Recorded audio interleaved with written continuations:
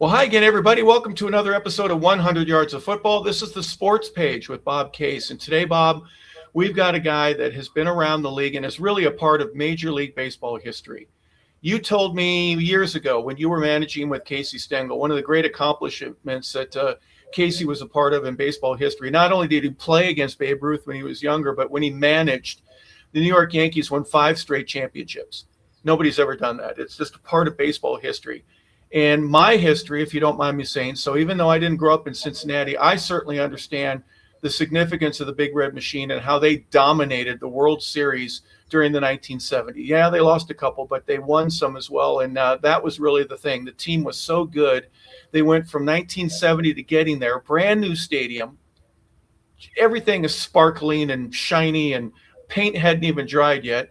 They go against the Swingin' A's in 72. They struggled against both of those, but they really turned it on during the middle of that decade and became what they were, the Big Red Machine. And a guy who's a part of that, Darrell Chaney, joins us today. And Bob, thank you, one, for your portion of history, but you and your association with guys like Pete Rose. We've already had Tony Perez on. David Concepcion, once he feels a little bit better, is there. But here's another one of those guys that's a part of the Big Red Machine, Darrell Chaney. Thank you so much for getting all this together. And Bob, obviously, this is a part of your history as well. Yeah, Darrell, thank you so much for joining us. It's a real honor to have you on here. And I was just thinking, one thing as I've said 1,000 times, I never took algebra, but I know baseball inside out, okay? And because I've been in it my whole life. And I've always said when you can look over the history of baseball. There's the 27 Yankees, the 61 Yankees, the 75 Reds, the 84 Detroit Tigers. I can name the teams. The 84 World Tigers were 35-5 to start the season. And Darrell Evans, who was my client that I managed and was best friends with for years, was a part of that team. And you know what he always told me? He said, Bob, when you're on a team like that, that separates you from everybody else in baseball because you're part of history forever. In other words, Darrell was talking about the Tigers. He said, Bob, there's 25 guys, 5 coaches, and a manager, and every single one was an integral part of us winning that ring that they cherish, okay? Every single guy. He said, whether it was, the guy Castillo that played third base, or whether it was Dwight Lowery, a second-string catcher to Lance Parrish, whether every guy had a hand in it, every single guy. And the 75 Big Red Machine was I think one of the greatest teams in my lifetime. That team was iconic. They beat the Boston Red Sox in the World Series, one of the greatest World Series ever. And, every member of that team, whether it's Ed Armbruster, whether it's Darrell Chaney, whether it's every guy, Fred Norman, I know every single 25-man roster by heart, and they're all part of baseball history, and they can never take that away. So for you to be a part of that team, Darrell, is absolutely amazing, and everybody liked you. I was just finding out what a good friend of Phil Niekro was to you and everything, and that tells me everything I need to know, because Phil Niekro is one of my favorite guys I ever worked with. Just a lovely guy. I never heard a negative word about Phil Niekro from anybody. And, to know that you guys were best friends really warms my heart. And I just can't wait to hear from you and hear stories about your career and your whole background. And you had a tremendous life, and you got a broadcaster after baseball. You could go on and on and on and talk. So I'm going to be a fly on the wall and listen to Darrell Chaney talk. But, it's just like I said, we had Tony Perez on as a member of that team, and you're the second member of that team to be on our podcast, and it's an honor to have you on here. So God bless you, and can't wait to hear from you. Well, I appreciate that. We had quite a ride there in Cincinnati. I've had quite a ride all my life. When I started playing sports, it's been a lot of fun. And of course, when you're talking to a guy like me now, your audience is going to have to understand that I was probably the 25th best player on that 25-man team in 1975. But I got the same ring that Pete Rose and Johnny Bench and Joe Morgan got. When they got sick or hurt, I went in there and did the best I could until they got well.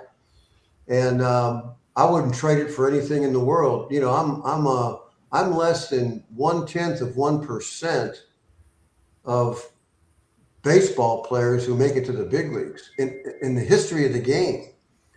So, and the older I get, the more I look back on those moments and say, you know, no matter what people think about me, when they watch me play both on and off the field, I had an opportunity to have an impact on a lot of lives, whether it be my parents who were proud of me to make it to the big leagues, or whether it be a young kid, boy or girl, that followed the Big Red Machine in those early years, where we formed their life. We created their way of their daily routines. They couldn't wait to turn the radio on or the TV and watch us play. I can remember times where back in our day, we had on Sundays, we had guys would go and be stationed around the ballpark.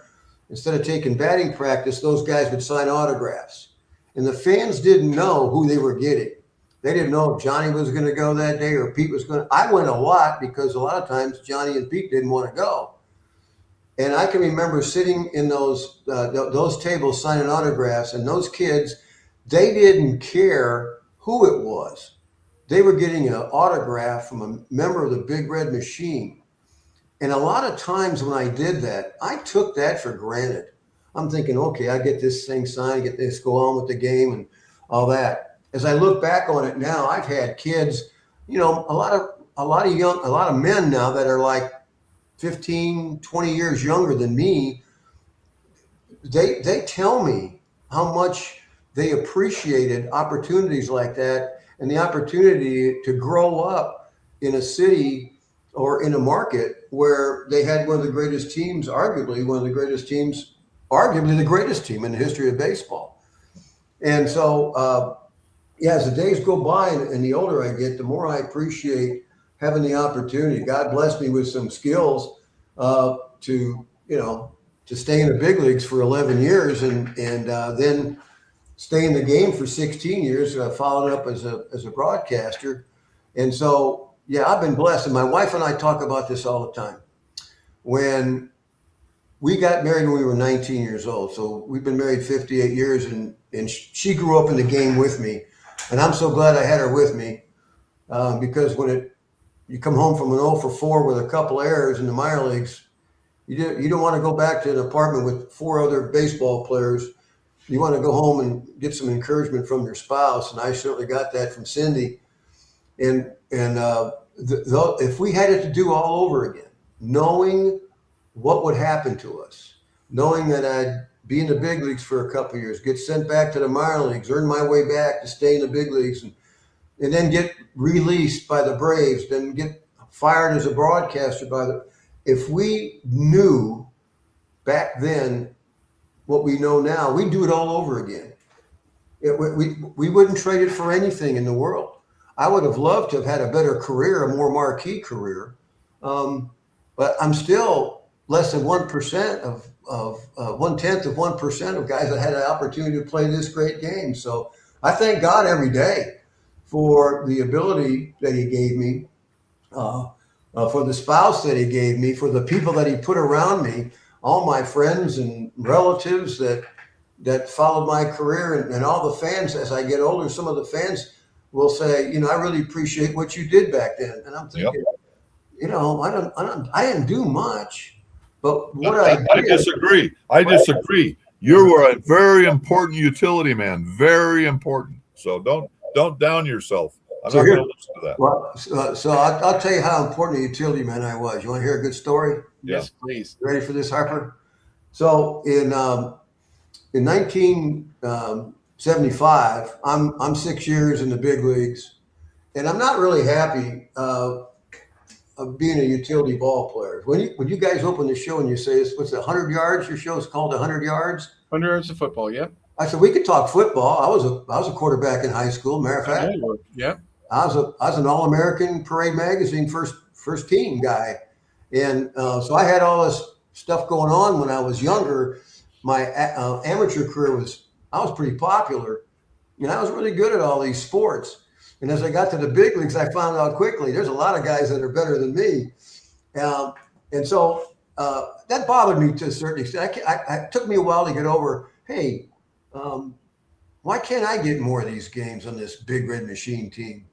So one day I woke up, Sunday, it was a Sunday morning. I woke up and I said to Cindy, I said, you know, honey, I've been with Sparky a long time, and I'm the only guy on the Big Red Machine team that year in '75 that played for Sparky in the minor leagues. We won a pennant together in Asheville, North Carolina in 1968. Wow, I didn't know that. That's I great. was a second baseman. I was a shortstop, but they moved me to second base that year because the guy they drafted to play second base, Frank Duffy, couldn't play second base, so they moved him to short. I had a second, and we led the league in double plays. I hit 23 home runs in Asheville. The air's real thin there. And so anyway, I got all this going on in my mind saying, you know, I think I'm going to go ask Sparky for some more playing time, honey. And she said, you sure you want to do that? You know, because back in those days, if you happen to get on the wrong side of somebody, you're going to the minor leagues, you may not be coming back. We didn't have, you know, I was on a 1-year contract every year. We didn't have free agency. So I said, yeah, I think Sparky's like a big brother to me, and I can sit down with him. So I get to the ballpark early and get my uniform on, and I roll into Sparky's office. And it's just Sparky and me. And Sparky says, hey, Darrell, what can I do for you? And I closed the door. And I said, well, I'd like some more playing time, Sparky. I just, sitting on the bench two weeks at a time, it's tough. And he knew that. And I said, I can play anywhere. And I played almost everywhere. In spring training games, I was in the outfield, first base. I even caught a game for the Braves. And Sparky says, well, I'm glad you came on in here. I've been noticing your attitude. I was always the team jokester, you know. I try to make jokes sitting on the bench, pass the time. And he says, I'm glad you came on in here. He said, you know what? Sit down over here at the table where the coaches all strategize for the game. Just me and Sparky. And he says, and here's what we're going to do. We're going to go, since you can play everywhere, and I know you can, we're going to go around this team position by position and see where we can get you some more playing time. Oh my goodness. I know how this is going to turn out. I said, no, I'm saying to myself. Now we're talking. Yeah. Now we're talking, man. So he said, let's start out in right field. We got a guy out there, Ken Griffey Sr., pretty good ball player. He was a couple of years in the show at the time. And, you know, he was hitting 7th in the lineup of the Big Red Machine. He was hitting this at this point. It was right at the All-Star break in '75. He's hitting .318. He's got 25 stolen bases. And Sparky says, I can't put you out there, can I? And I said, no, I guess not. He said, well, let's go to center field. We got a guy out there named Cesar Geronimo. We've had him for a couple of years now. And he said, by the way, you know, he won the Gold Glove last year. And he's going to be on the All-Star team Tuesday. And he said, I can't get you out there. And I said, all right. Well, just go to left field. And he says, you know, Darrell, we got a guy out there named George Foster. He said, he's just coming into his own. George Foster is the guy that ended up getting Pete Rose to third base that year. He said, you know, Darrell, George is going to hit over 50 home runs one of these years. Well, he did that twice. Yep. And I said to myself, this is a bad move, man. I should want to come in here. Because now we go to the infield, and he says, well, we got Pete Rose at third base. Pete never came out of a game. He played with a broken arm, for crying out loud. He said, Darrell, he's gonna break Ty Cobb's record for the most hits in the history of baseball. I said, okay, let's go to shortstop. And in shortstop now, in 1972, Davey and I platooned that whole year. I played against right-handers. He played against left-handers, and I out-hit him.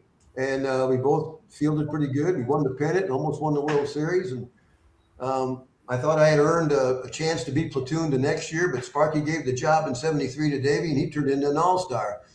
He said, you know, Davey's the 8th place hitter on this team. He was hitting 8th, hitting about 280. And I think he had 9 home runs at All-Star break, pretty good for a shortstop back in those days. Then Sparky said, and by the way, He made the All-Star team too. So now he says, let's go to second base, Darrell. We got a guy over there named Joe Morgan. He said, guess what? And I said, what? He said, he's going to be in the Hall of Fame. I said, well, okay. Well, first base, Darrell, you played over there a couple games in spring training. I know you could pick it over there and all that, but we got a guy named Tony Perez. He said, guess what? And I said, what? He said, well, he's going to be in the Hall of Fame too. He said, now, you're like our third catcher. Johnny goes down or Bill Plummer goes down. I got to put you back there because I warmed the guys up in the bullpen all the time just to stay busy. And he said, but we got a guy behind the plate named Johnny Bench. He said, guess what? I said, well, he's going to be in the Hall of Fame too. And I'm thinking, goodness sakes, what did I do here? Why did I come in here and say this and ask him? Sparky's in the Hall of Fame. Marty Brenneman, the radio guy, he's in the Hall of Fame. They're all in the Cincinnati Reds Hall of Fame. All-stars, most valuable players, batting champions on almost every position. I backed them all up and I said, well, Sparky, thanks for your time. And I got up and I went to walk out of there before it got too late. And he said, close the door, get back in here. And I said, oh man, what did I do? And he said, Darrell, let me explain to you how much you matter to this team. Because I didn't think I mattered to the team. I didn't think I mattered to the city. I was just there. And he said, let me tell you how important you are. If Pete Rose goes down, you're playing third base. You're the only other. Davey can't play third. Joe can't play third. You're my guy. Davey gets hurt. Pete can't play short. Joe can't play short. You're going to play short. Wow. If Joe goes down or needs a rest, you're my second baseman. And he says another thing. When I need somebody to put the bunt down, now, bunt back then, if you didn't know how to bunt, you were gone. He said, you're one of the best bunters I have on the team. You don't get accolades for bunting. You bunt the guy over and Joe Morgan or Pete Rose drives him in to go ahead. You get a sacrifice bunt, but they get their name in the paper the next day. And then he said to me, if I need a pinch runner, he said, you're one of my fastest guys in the team and you're also one of my smartest base runners. He says, you understand what I'm saying, young man? And I said, yeah, I think I do. He said, look, I want you to be ready in case the game comes to you. I've used this line forever to young kids. Be ready in case the game comes to you. You never know. You're just a hamstring away, sore arm away from playing a lot. But if you don't play a lot, you got to be ready at any moment to go in there. He said, so I want you to start thinking now, fourth inning, fifth inning, where we are in the game, what the score is, if you think I might need a pinch hitter and all this kind of stuff. Before Pete came on to third base, we had Danny Dreesen over there, and Danny wasn't a very good third baseman. He could sure hit. But I went in for Danny on defense 23 games in a row. And I went 0 for 1 every time. I'm facing all the closers of the other team and everything. But I shored up that third base to where this happened in like in 73. I shored up third base enough until the big guys could get some base hits and we could win the game. And he said, be ready in case the game comes to you. And I took that with me and I thought, this guy thinks I'm one of the better utility players in the game. I must be, because I'm on the big red machine. I'm on one of the greatest teams in the history of baseball. We were on our way to win 106 games that year. And so I got back to my locker. I took my uniform off. I put a rubber suit on, put my uniform over the top of that, and I busted it out there in pre-games, man. I took ground balls everywhere, shagging fly balls in the outfield, getting a good sweat up, get a good workout in case I didn't get in the game. And I did that for a long, long time.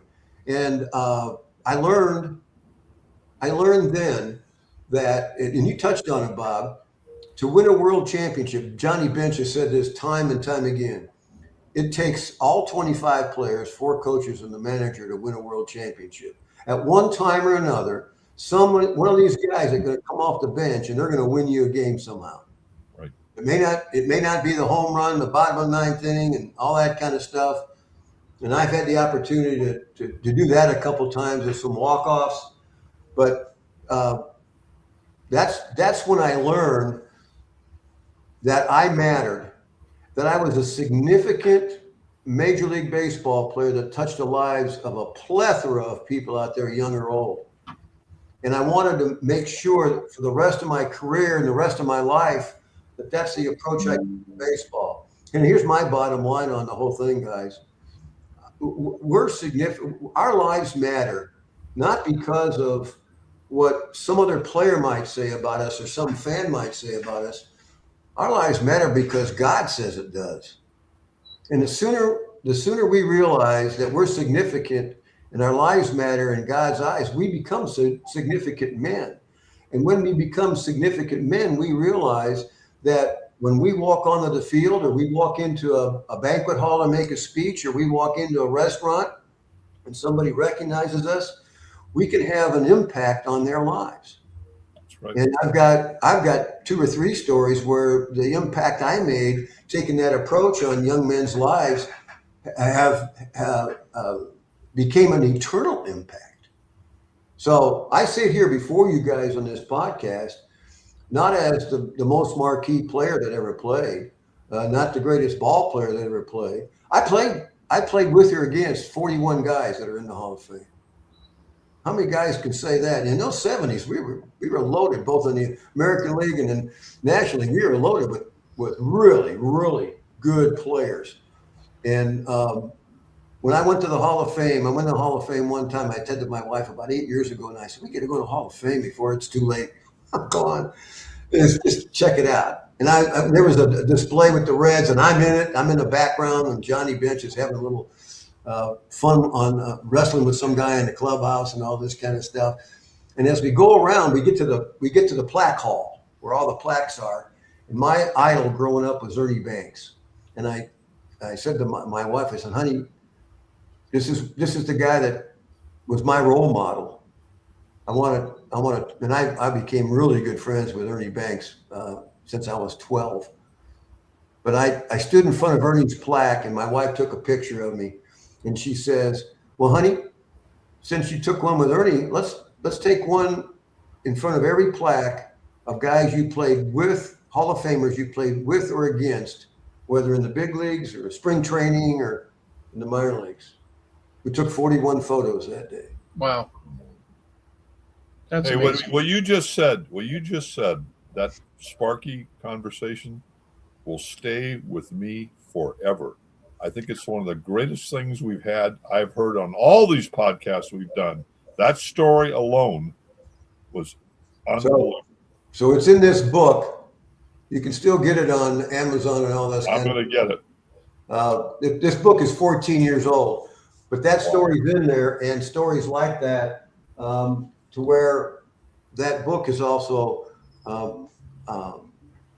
made an impact and an eternal impact on. It was written by a Presbyterian pastor friend of mine named Dan Hittinger, and when we wrote that book, I'm thinking that Dan said, I want to write a book about you and your baseball career. I said, who's going to read it, Dan? We're going to write a book about a guy that nobody knows, remembers, and I said, you've never written a book before. How's this going to go down? And Dan said, if God wants this to happen, it's going to happen. And we prayed about doing this thing for, I think, 10, 12 years. And then Dan got the money to write it, and we put the book out there. And I've just 2 years ago just stopped traveling and speaking about the book. I'm getting wore out. But it just takes me back, when I talk to you guys, it takes me back to those years where, for the longest time, I took everything for granted. I really did. But for the longest time now, I don't. Hey, Darrell, what I always say one of the greatest lines I ever heard, and it goes along with what we're talking about, was from Gene Mauch. And Gene Mauch once said, the hardest thing to do in the world is to get to the big leagues for one day. But he said what's harder than that is staying there for 2 days. So, and that's something that people, you're in the big leagues for one. You go out in the outfield, you're in the, Casey Stengel used to say, is the guy in the encyclopedia? They used to have a big, thick encyclopedia. For 1 day, he said he was a hell of a player to get in that encyclopedia. That's what the words of Casey Stengel. So. Those are true, very true words. One of his proteges, Gene Mauch's proteges, was my first manager in the big leagues, Dave Bristol. Dave's 94 years old, just turned 94. And he lives, I used to live in the mountains of North Georgia, and I moved back down. But Dave is from Andrews, North Carolina. He was just only an hour over the mountain for me to go see him. And Dave took me to the big leagues, and then he traded for me. That's how I got to Atlanta. Dave was my manager when I first got here in '76. After that, I got traded after the World Series. And Dave Bristol quoted Gene Mauch. He quoted that quote that you just gave, Bob. And he was a Gene Mauch protege. And Dave Bristol, I love Dave Bristol, boy. I got to play for some great. Dave Bristol's in the Cincinnati Reds Hall of Fame as manager. He managed 5 major league teams. I played for Sparky Anderson. I played for Bobby Cox. So there's Hall of Famers there too. But Dave Bristol he had one of these North Carolina accents. He'd say, boys, there's 27 outs in the game of baseball. You got to treat them like precious gems. And you sit back and you think, he's right. I mean, he's right.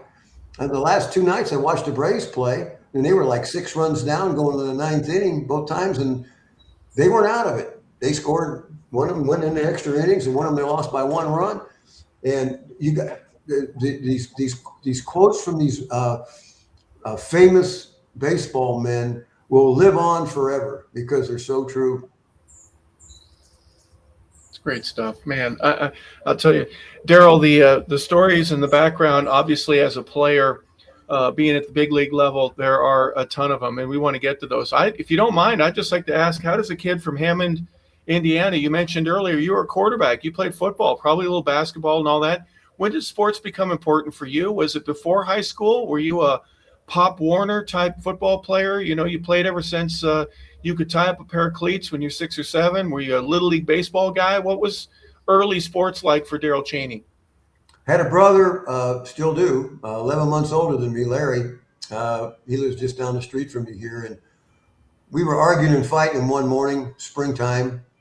My dad comes pounding out of the house, and he had bought at Montgomery Ward's department store back home in Indiana, Hammond, Indiana, 2 baseball gloves. And he tossed them at it. She said, I want you kids to get out of my hair, quit your arguing and fighting. Today is sign-up day for Little League Baseball. We were 6 and 7, I think. And you guys ride your bikes on down there, put your gloves on your handlebars, ride your bikes down there. You're signing up for baseball. And didn't know it, but my dad followed us down in the car, and he ended up getting out, and he needed volunteers to help coach. My dad was my coach or manager in amateur baseball until I turned professional. So me and Larry signed up to play baseball. And the more I started throwing that baseball back and forth, the most I could catch it, I could throw it. And I said, man, I'm pretty good at this.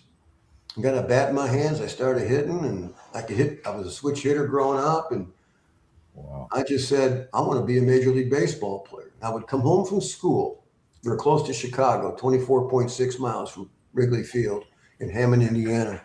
And back then, all the Cubs games were day games, no lights. There were no lights when I played there.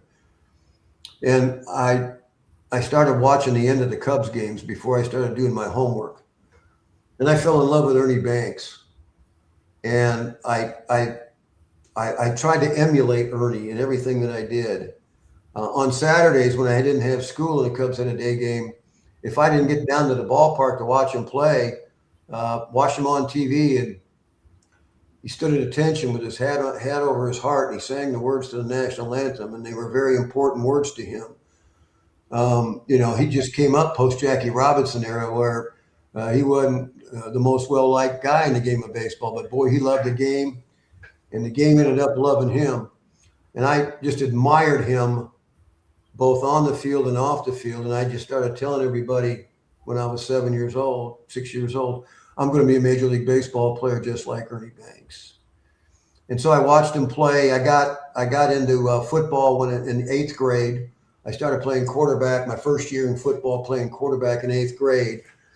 Played basketball all those years, and I was a point guard, and we had a pretty good basketball team. Get to high school, and we were undefeated state champions, and I became an All-American Parade Magazine quarterback, and I couldn't believe that, but I had all kinds of football offers. But when I was 12 years old, my dad said to me, guess who's going to come and speak at a Little League banquet this year? And we only had one Little League in town, but it was a big one.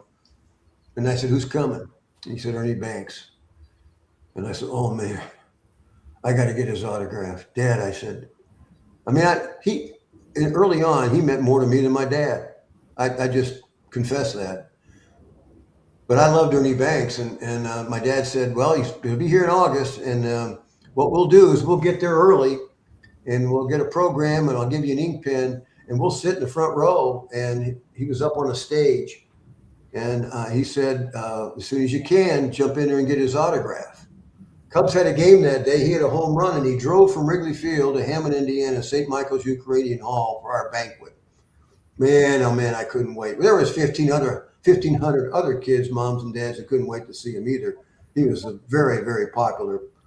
I mean, he could have ran for the mayor of Chicago in one hands down. So he comes in the back door, and the lady back there starts playing Take Me Out to the Ball Game, and the kids just get up and they storm back there. I couldn't get near him.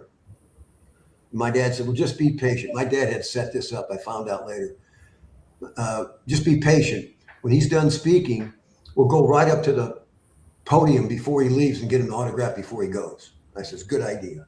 So we ate. Ernie speaks 35 minutes. I could quote it for you verbatim. He's done speaking and he says, well, I got to go. Now I'm ready with my ink pen and everything, you know.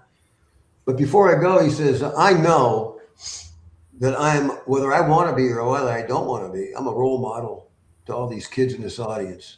One of the things he said in his speech, when you go to work, I want you to work hard. When you go to play, I want you to play hard. And when you go to pray, I want you to pray hard. That's pretty good advice for a 12-year-old kid. Yep. It's pretty good advice for a 78-year-old great-grandpa. So he said, one more guy, I want to meet this young man. I said, I know I'm role modeling everybody in here, but just one young man, I understand, has made a commitment to become a Major League Baseball player, and he wants to be like me. So I'd like to shake his hand. He said, Darrell Chaney, will you come on up here? And I'm sitting right in front of him. My dad slides that program over to me with an ink pen. He says, while you're up there, son, get his autograph. I couldn't believe it. I walk up there, and he stood like 10 feet tall. And he put his arm around me. And he said, Darrell, you heard my talk. I want you to tell the truth. Learn to tell the truth, and you never have to remember what you said. Put his arm around me and said, you tell that audience out there the truth. Now, what do you really want to be when you grow up, young man? And I looked up at him, and I even pointed to him. I says, Mr. Banks, all I ever want to be is a Major League Baseball player. And I want to be just like you. He took that program, and he says, to Darrell Chaney, I'll see you in the big leagues. Signing Ernie Banks. Man, oh man, I took that home. I had a cross hanging behind my bed. I had a thumbtack. I thumbtacked that thing to the wall. And he said, work hard, play hard, pray hard, tell the truth. Man, what an inspiration. 9 years later, I get drafted.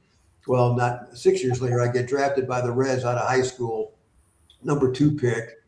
I think I was the 44th guy overall back then. And I had signed, to play football, but baseball was my first love. So off I go and make it to the big leagues in '69. And Ernie's still playing. And he's playing first base now for the Cubs. He's kind of like an arthritic knee, but he's still hitting home runs. He's on his way to 500. First shortstop in the history of the game to hit over 500 home runs. And we get into June. And we're going to Chicago, and I'm sitting on the bench. But our second baseman, Tommy Helms, gets hurt. And Dave Bristol's our manager, and he says, you're going to play. second base this weekend series. And Ernie's playing first base. I tried to get out to the ballpark early to talk to him, to say, hi, how you doing? You remember me and all that kind of stuff. But in the paper, Chicago Sun-Times, early in the morning, there's a little article in there that said, Red's rookie dream comes true. And it's this story I'm telling you. And so 0 for 4 on Friday, didn't get to say anything to him. He was signing autographs in the bleachers, so he wouldn't even take batting practice. Saturday, and my mom and dad, sister and brother were in the stands right behind the first base dugout.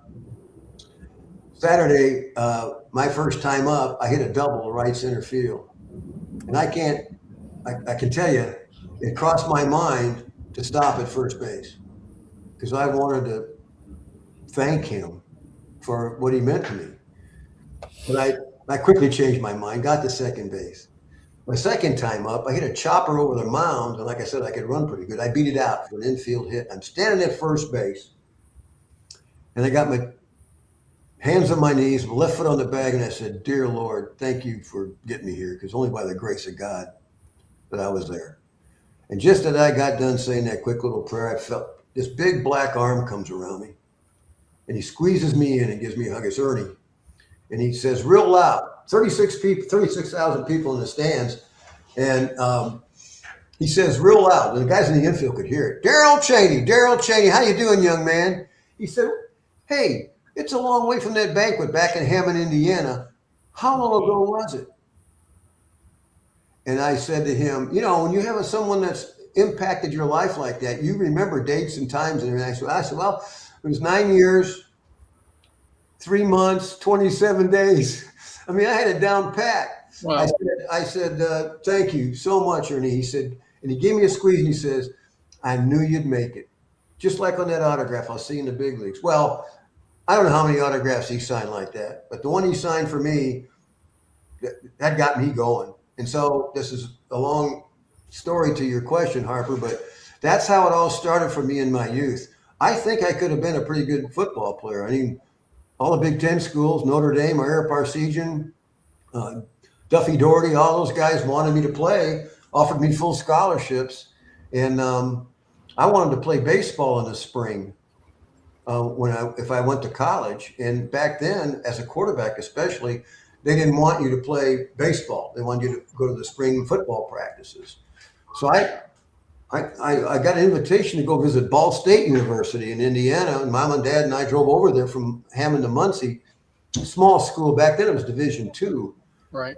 And the football coach, a guy named Ray Louthan,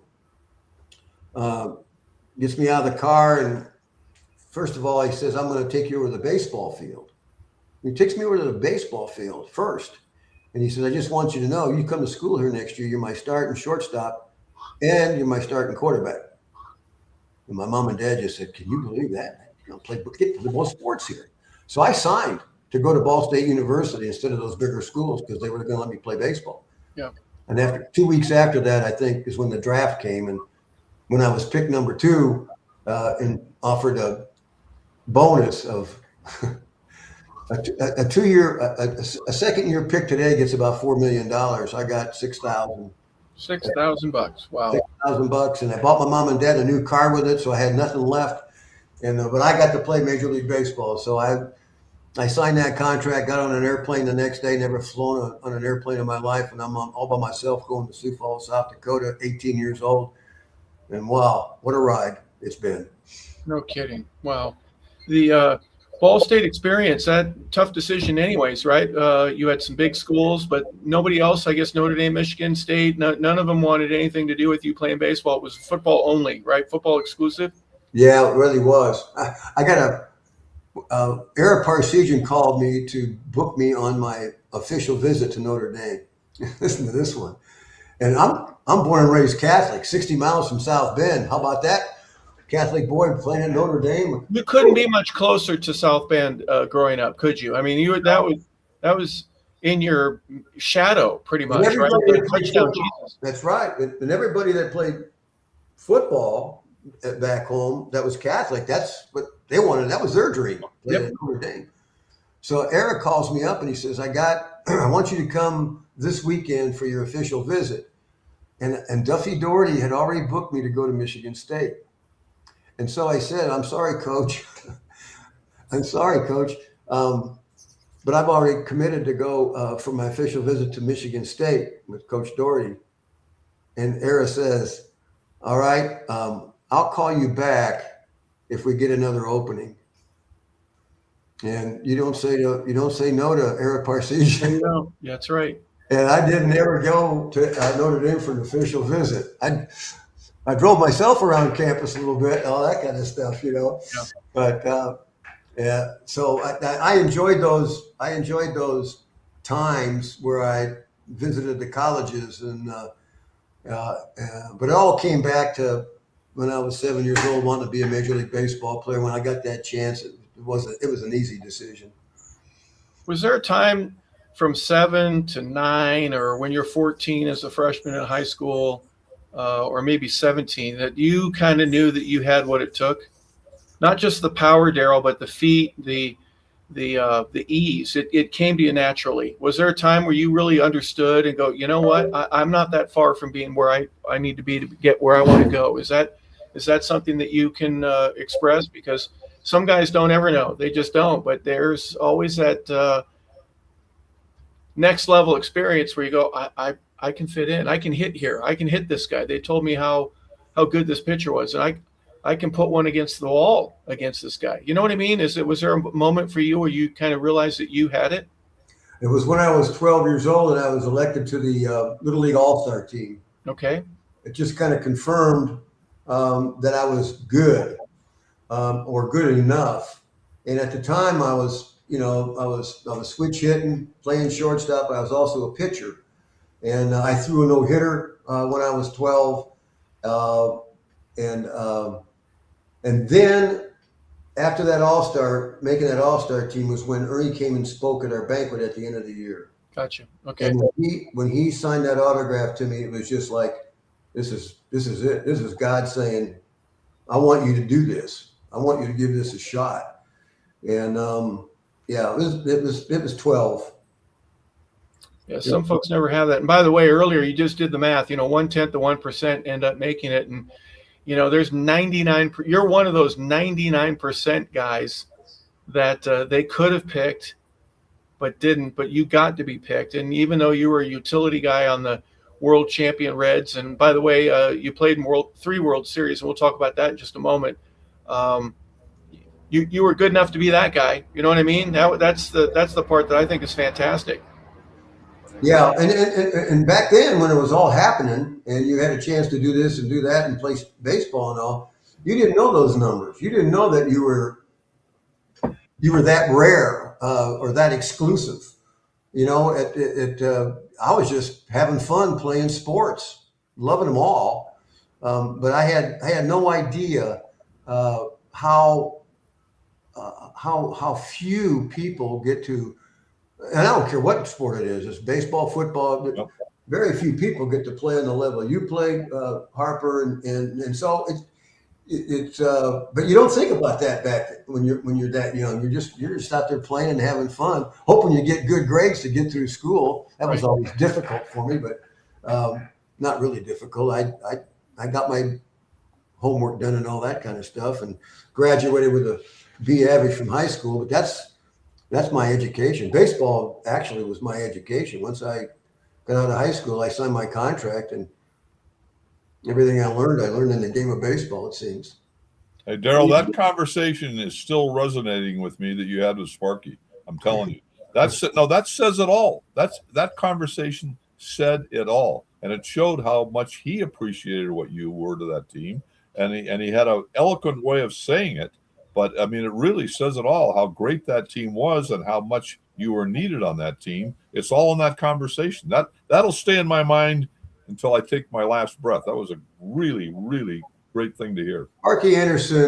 Sparky Anderson had a rare quality of reading a young man. He had different ways of approaching different players. When Pete Rose didn't need a pep talk like that. Pete Rose never needed a pep talk, so Sparky never gave him one. Sparky asked him for advice. What should I do here? What should I do there? Should I trade for this guy, trade for that guy? But Sparky understood the guys in my position. I wasn't the only one. There was we have the grade 8, but then we had the grade 16. There were 16 more of us that didn't get in very many games. And Sparky had the way to approach those guys to get their minds right, And he had a unique ability. He didn't need to sit down and have a heart-to-heart with Johnny Bench or Joe Morgan. He had to have him with Davey Concepcion a few times when Davey was younger. But Davey was fortunate enough to room with Tony Perez, so Tony brought him along pretty good. So yeah, but you're right. That's a great story, and one I tell with pride. When you get through the 66 draft and then the minors for a year or two, talk a little bit about that experience. And you're just a 17, 18-year-old kid. You're making $100 a week or whatever it was. You're riding buses. There's some things that are a part of that most players will go, this sucks. And I'm sorry I'm not trying to be disrespectful. They just do. But then then you get the chance, and one day you're going to get a call because you're hitting, 320 or whatever it is. It's just part of what everybody has to go through. What was that like for you, being alone and just having a couple bucks in your pocket? You paid for a new car for your parents. Congratulations. Thank you for doing that. What a great man you are to offer that to your parents. But then you're eating bologna sandwiches and warm beer. Not a whole lot of glory in that. That 75 was a long way away. Yeah, it was. But I look back on the minor league days, and I really enjoyed them. And you're right about the money. I made $400 a month in rookie ball. $100 a week. Yep. And so we would I think our meal money was $2 a day, and we would get our $2 a day, and after a ball game we'd go get a sack of Crystals, and if we were lucky in a town staying close to a pool hall or something like that, we'd go shoot pool. But I took advantage of some of the things that the guys complained about. Like we had in 1968 we had a bus that we traveled in through the mountains all summer. It was called the Iron Lung. Oh gosh! It was about 1955 model. The windows came down from the top about that far. No air conditioning. Right. And I used to, and we had the last 4 or 5 rows of seats were pulled out, and they had mattresses back there.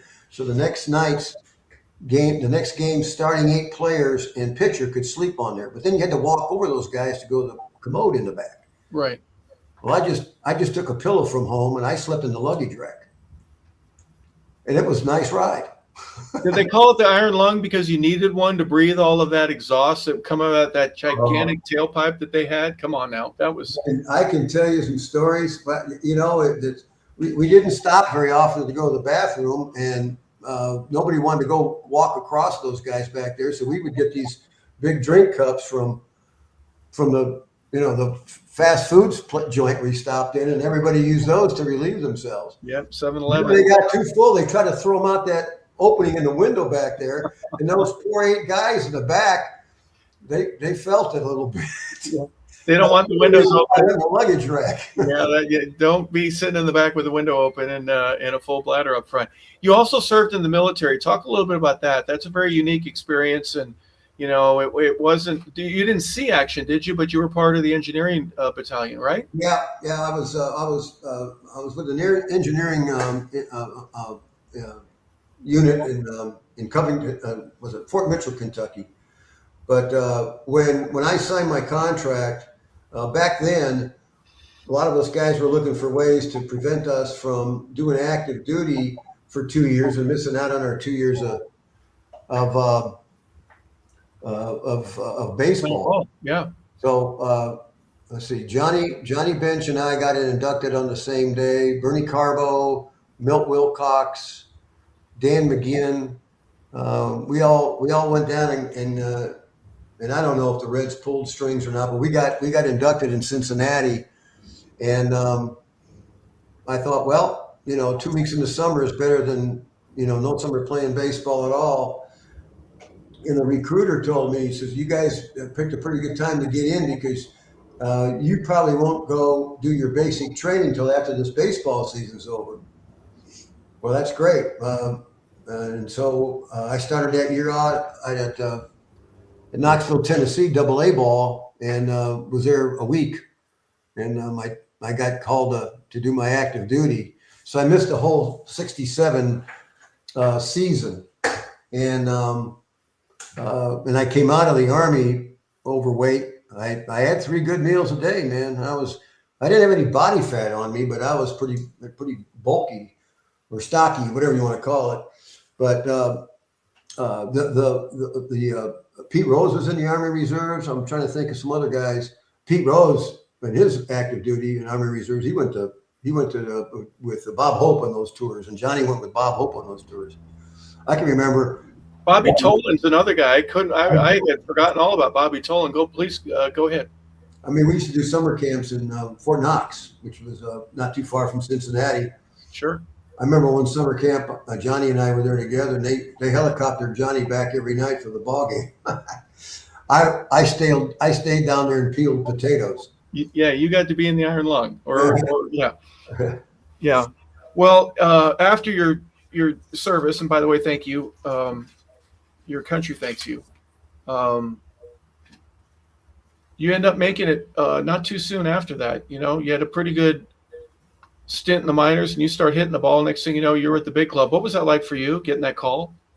Well, it was unbelievable. You know, because my minor league statistics weren't anything to brag about. Just it's like most of my career. Pardon my pun there, Bob. But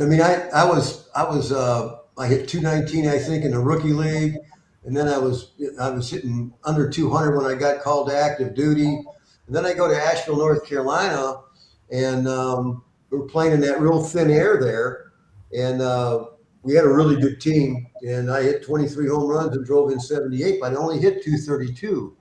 But since I had learned to play another position. Wait a second, you had 23 home runs? Are you kidding me? Well, like I said, the air is really thin in Asheville. The air is thin. You must have liked that North Carolina barbecue as well, Darrell. My goodness. The ball fly. Matter of fact, during the first half of the season, I was struggling a little bit. Sparky called me into the office and he says, "I'm going to shock the baseball world today." And I thought, what's he going to do? Send me back to A-ball or something? He says, "I'm going to hit you cleanup." Because I had gotten a couple clutch hits, hitting 8. He took me in and put me in a cleanup spot, and I started hitting home runs. I had 2 grand slams in one game. What? And yeah, we had a good team. We had a good team, but you know, again, the air was thin. A lot of guys hit home runs there. Bernie Carbo played with me that year, and he hit 20. That's a picture of Jim Maloney and me. But so in '68, when I had this so-called good year, Sparky the next year got a job, third base coach for the San Diego Padres. And Dave Bristol, I go to spring training. It was my 3rd year in spring training. I got to go to big league camp right out of high school.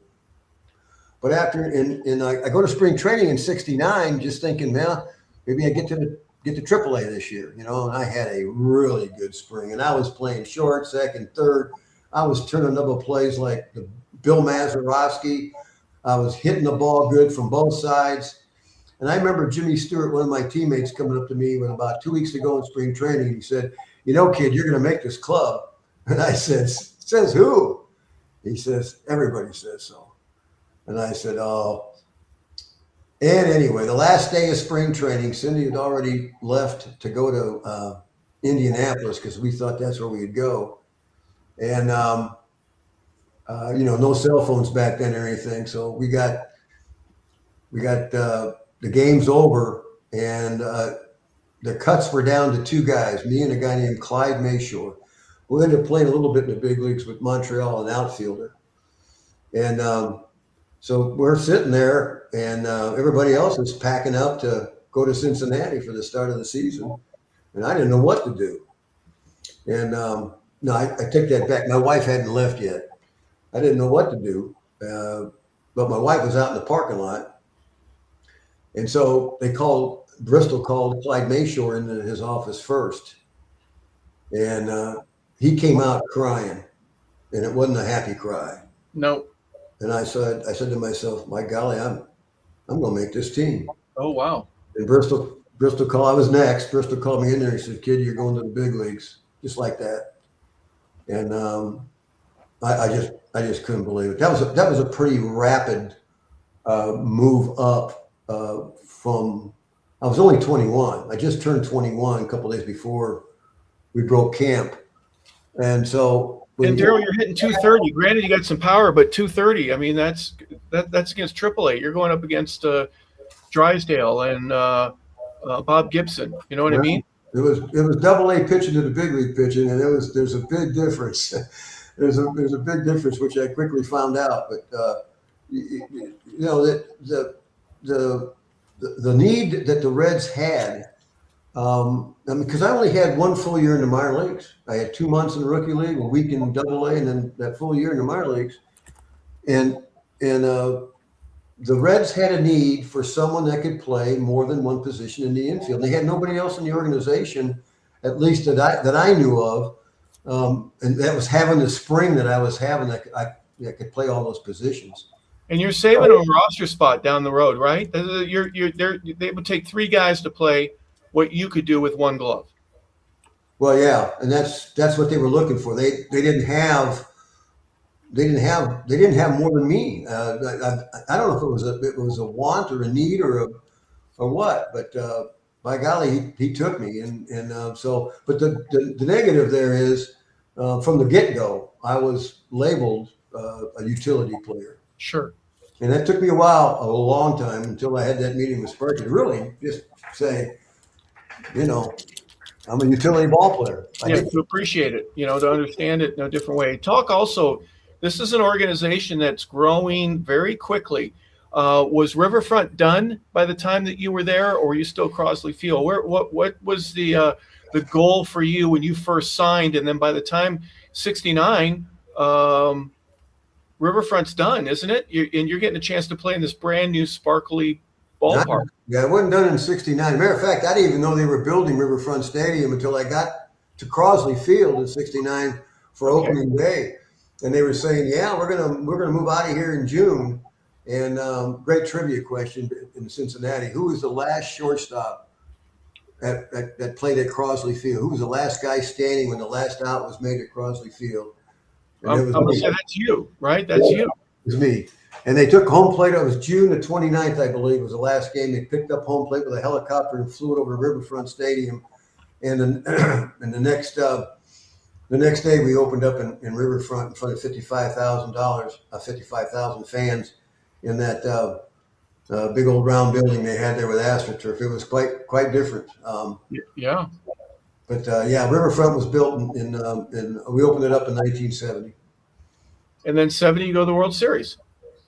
We go to the World Series in 70. We won 102 games that year, and we were favored to beat Baltimore. But Brooks Robinson had one of the greatest World Series I ever saw. Yep. I saw a few of them, played a few of them, and they had 4 20-game pitchers, 20-game winners pitchers, and good pitching always beats good hitting, and they just held us to bay, man. I tell you, they beat us in 5. They beat us in 6 games. No, excuse me. They beat us in 5 games, 4 games to 1. I can remember we were down 3 games to nothing, and we're on the team bus going to the ballpark, and the fans in Baltimore were really ragging us. And Tommy Helms opened the window and he said out there, "Can you people cash this $10,000 check I'm going to get for losing this game today?" I don't know if that's good or bad, because 10,000. We got $11,000 for losing that World Series, but that wasn't the right attitude getting on the bus to go to that game. Anyway, yeah. Do me a favor, Darrell. Go back just a little bit. I've got a picture here. This is you in the NLCS against Pittsburgh. This is a brand new building. You've got Pittsburgh's in a brand new building. Everybody's playing. The Shea Stadium is brand new. St. Louis, Atlanta, San Diego. Everybody's getting the same type of multi-purpose field. And this is just a different era for baseball. It gets faster, right? The game got really fast because the balls could be upon you on 2 hops instead of 4. It changed the way that the game was being played. Everybody has got a little more speed in them. And talk a little bit, just the dynamic of you as a player being a part of this brand new surface called AstroTurf. By the way, Houston had their own building as well. and how it changed the way the game was being played by the guys that are on the field. Talk a little bit about that, if you wouldn't mind. All those stadiums were built alike. I think Three Rivers in Pittsburgh had what they call tartan turf. It was more like a rug than it was AstroTurf, but it was still only maybe a 6-inch below the turf was 6 inches of concrete. So there's a pad, but basically, it was hard to play on, and it was really hard to get used to, because back then we didn't have rubber cleats. We used steel cleats to play on AstroTurf. Yeah.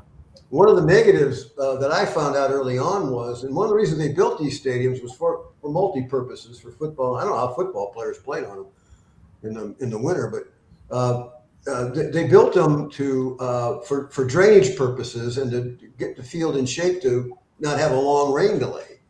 Well, when it rained and they didn't put a tarp on and you're playing out there, whatever, even in the mist, that as fast as that ball was getting to you, when it was hit with the turf being damp or wet, it got on you 5 times faster, and it didn't take that second bounce even on Astro. It just skipped, and the ball would have this kind of rotation on it, and it would come up on you.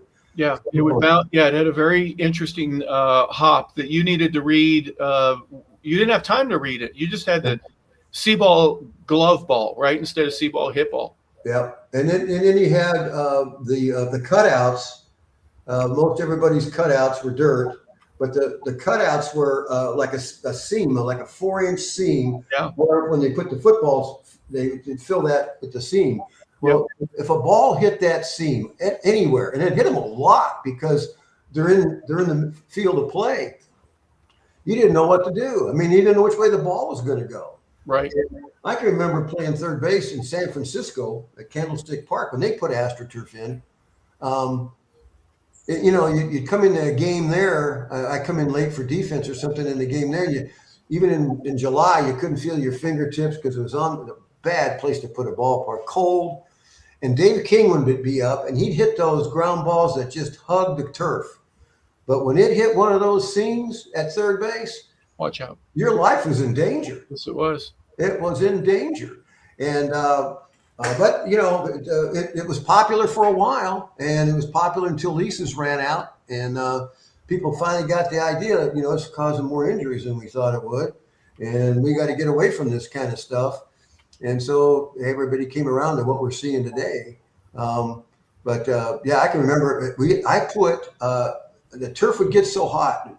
Cincinnati, St. Louis, the turf would get so hot, we would put tinfoil in the bottom of our spikes because our feet got so hot playing on that stuff. And then of course you got steel cleats on AstroTurf, and eventually you got ankle injuries and Achilles tears and all that kind of stuff that you would expect to come along with that. But we didn't have the turf shoes that they finally started making them towards the end of those stadiums, where you could go from leading off like I am right there and taking off from first base to where you could get a good grip with a rubber cleat and then scoot right along on the AstroTurf with those rubber cleats. Yeah. You had the uniform and equipment hadn't quite yet evolved to the point. It did kind of slowly for football. But you weren't playing football, so just put them out there and they can wear whatever. And then they also realized that the turf would cut because of the spikes, and that wasn't good. But they didn't want to replace it. Talk a little bit about the series itself. You mentioned that just a few moments ago. That 70 series, you're on a pretty good team, and you win the NL pennant, and you go. What was it like for you? You're just a young kid, and you're playing in Game 4, Game 5 of the World Series. I was so nervous. Right? I was so nervous, and I wasn't even starting, but I was so nervous. I can remember the first game I got in. Woody Woodward was our shortstop, and they pinch hit Woody. We're at home at Riverfront Stadium. Beautiful day, and I'm playing shortstop, and I'm thinking, I was so nervous. I'm thinking, little old kid here from Hammond, Indiana, I'm playing World Series, and the first hitter is Brooks Robinson, and he was just tearing it up that series. And so he had a routine ground ball right at me. And I almost went down on one knee to make sure I didn't miss it. I really took my time, and Brooks couldn't run a lick. And I fielded the ball cleanly, just gripped it real good, took my time, and he almost beat it out. I was just trying to make sure I didn't screw it up, And that picture right there with the Reds staying alive, I thought that was a pretty good catch. I went quite a ways down the foul line over there. We had, I think Pete was playing. Let's see, was Pete playing left field in that series? Playing left or right? Could have been Alex Johnson. I don't know, but I had to be the guy to catch that ball. I had the best angle at it and got over there and caught it. So, and then I come out to find out later they make a bubblegum card out of it. I said, how about that? Yeah, that's pretty cool. I was able to find it. I couldn't find any pictures in Riverfront. I'm thinking this is the first. How many decades had it been since Cincinnati was playing for a World Series championship? Oh, it was. Let's see. I think it was. Was it 62? No, 60. I think it was 60 or 61. It was the last time the Reds were in the World Series. And yeah, but when they win it, when's the last time they won it? Thank you. That's all I'm saying. Is that yeah, it was a while. Sorry to do this to you, but there's a little celebration there going on in Baltimore. That was a big deal for them. They had played in a couple of words. They had a good team. Now, goodness gracious. I mean, Earl Weaver, he was smoking 3 packs of cigarettes every game, but they had a great lineup. Lineup. They did. I see Davey Johnson there. He just passed away a couple of years ago, and he hit 40 home runs as a second baseman, one of the first guys ever started doing that. Right. Wow. They had Boog Powell. Gosh, talk about an intimidating guy. I get up there and, I can remember going playing some of these old timer games after I first got done, and we go to these old timer games and they're giving us aluminum bats. Well, Boog Powell with an aluminum bat in an old timer game, you're going to kill somebody. Yeah, no kidding. Him and Frank Howard, right? Yeah, Dave Kingman. You mentioned Dave. Yeah. Just big body guys. Yeah, but they had a good team. And Mark Belanger, who died of lung cancer, he probably smoked more cigarettes than Earl Weaver. I could look over the dugout and see those two guys puffing away at the same time. Yeah. And Mark, your shortstop, is really slick fielder, but he got some big hits in that series too. Mark was the president of the Players Association, wasn't it, for a while? Or he was a part of it. I remember visiting with him once and had a great conversation. He didn't talk about his career at all, but his understanding and the responsibility of what the owners and the players need to do together. I really respect him for that. Yeah, he was one of the first player reps under the Marvin Miller regime. Yes. When Marvin came along, and I was an alternate player rep my first couple of years with the Reds, and then I became the player rep. And then when I was traded to Atlanta, I stayed on as player rep down there. Okay.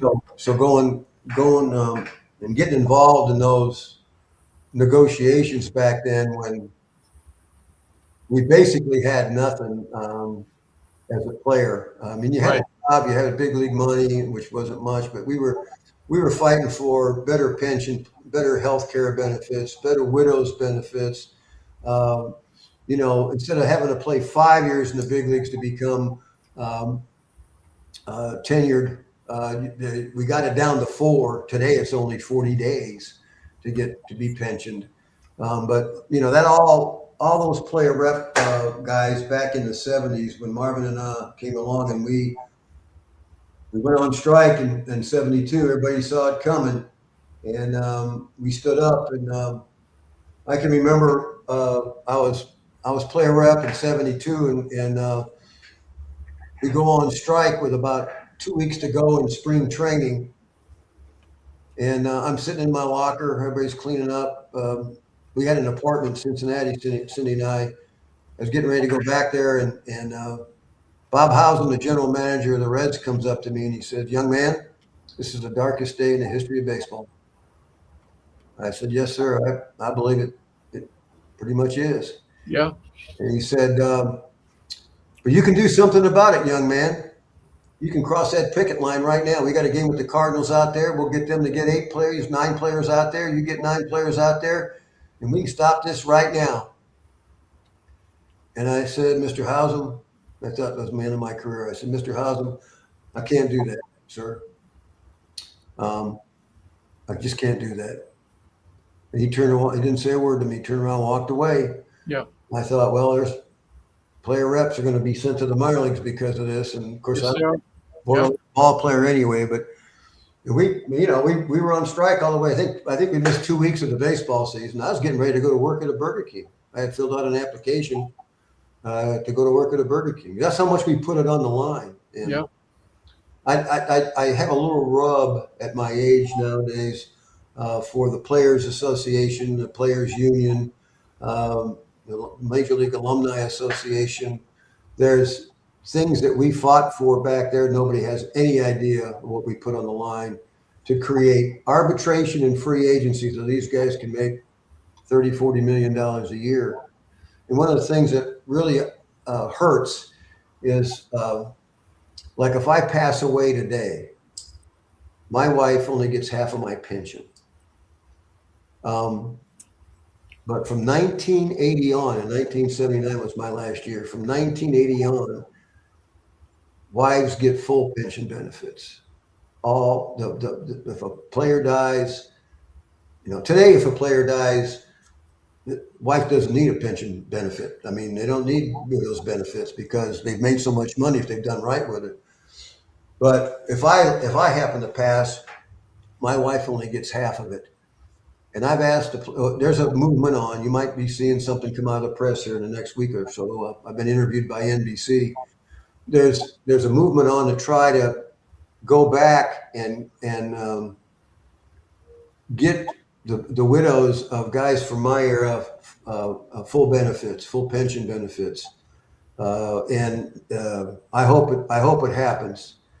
Because there's a lot of guys, there's about 900 of us still alive out there whose wives fall into that category. And it just ain't right. And I've been told a couple of times that it was since, I think the 1976 lockout, that was negotiated that was faithfully negotiated in 1976. There's no way you can go back and get that changed. And I said, you got to be kidding me. We got a president today that goes back and renegotiates stuff every day. Yeah. Why can't you help us guys out? And so anyway, I didn't mean to get off on a tangent there about player representation, but there's some guys back then that and it was great when guys like Johnny was a player rep when this all started. But when guys like Johnny came around and saw what Marvin Miller was trying to do and where things were going, because if the big guys did make a decision to stand up and fight for more for the players, people weren't going to listen to guys like me. But when Johnny said, and others like him said, let's stand up and fight for this, then it was all hands on deck. And baseball is so ahead of the curve when it comes to all for one and one for all in a good way. Unfortunately, was it 72, the Curt Flood decision? Curt ends up being the sacrificial lamb, if you will, and never plays again. But everybody else has the freedom to move around and have the ability to shop themselves and their talents to other places. And 72 turns out to be a pretty good year for the organization again. You go to the World Series. I got a couple pictures here. You end up playing the Oakland A's. But Darrell, you've been in 2 World Series in 3 years. You got to be kidding me. It's a great place to be, isn't it? Yeah. And that World Series there was the year I platooned with Davey. So we beat Pittsburgh in the playoffs in 5 games, and I started and played every inning of those games. I don't even know if Davey got in one of those games or not because they didn't have any left-handed pitchers. Then when the World Series started, the A's had Vida Blue and Ken Holtzman left-handers, so Davey was playing against them, and I was playing against the Catfish Hunters and Blue Moon Odoms that they had. And that game right there that you're looking at, I can't remember who was pitching for them then, but I believe it was Blue Moon. And Tony scored a run there. I played pretty good in that World Series, but I was 0 for 10. And until the 5th game, Pete was 0 for 15. Oh, wow. He led off that game with a home run off of Catfish Hunter in the first pitch. And we had to win that game to bring it back to Cincinnati for game 6 and 7. And so another story here, but you know, I'm in that World Series and I'm playing, but I'm 0 for 10. On the 7th game of the World Series, Blue Moon Odom's pitching against us, and you can imagine how a guy like me was feeling, right? I'm going to be the starting shortstop in the 7th game of World Series. I get to the ballpark. Sparky calls me in his office. He says, I'm going to go with Davey today. And Davey might have had 1 or 2 hits in the World Series against left-handers. And boy, was I mad. I was livid.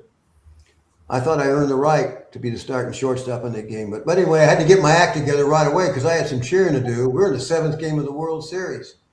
And sure enough, we get to the bottom of the 9th inning. We're losing by 1 run. 2 outs, nobody on. The pitcher's due up. This is a great trivia question, too. Sparky Anderson says, Chaney, grab a bat.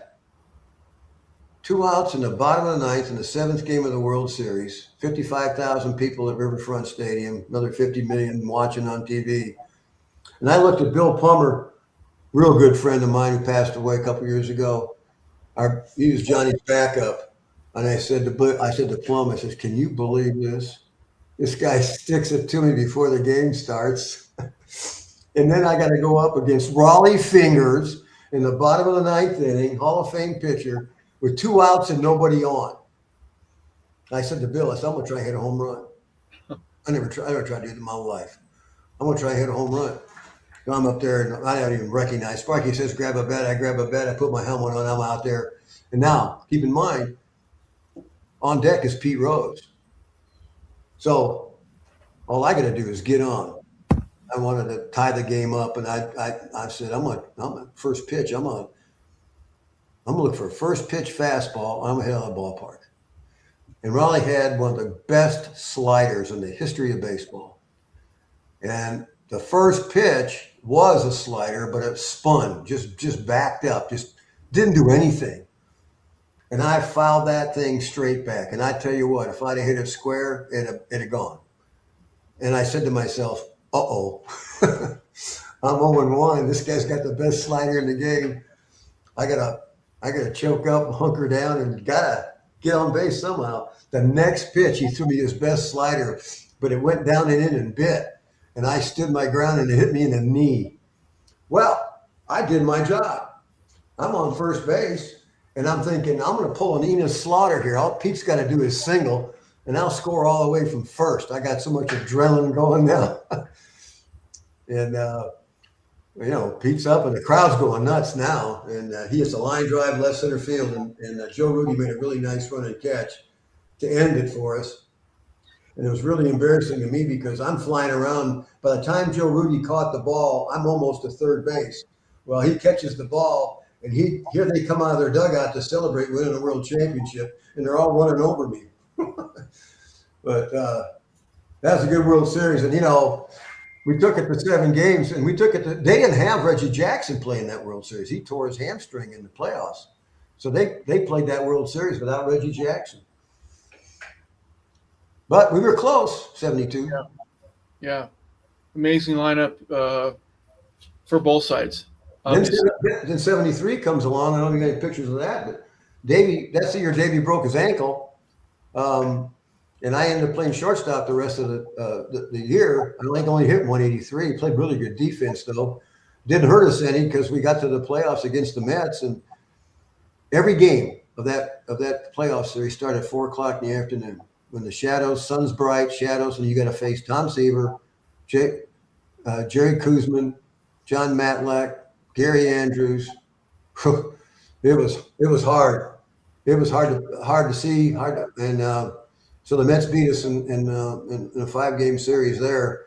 So I could have played in 4 World Series, But thank the Lord I played in as many as I did.